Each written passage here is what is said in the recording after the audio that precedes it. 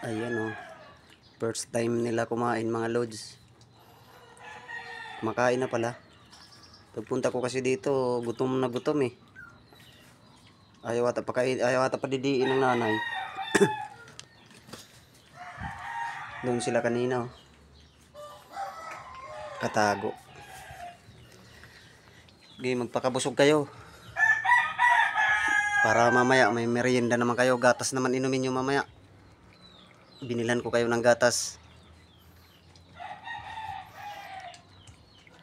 Kinakagat-kagat yung kamay ko kanina eh. Sabi ko, may mga ano na eh. Matutulis na yung ngipin eh. Sabi ko, baka kumakain na to ng kanin. Subukan ko nga. Yun. First time nila kumain.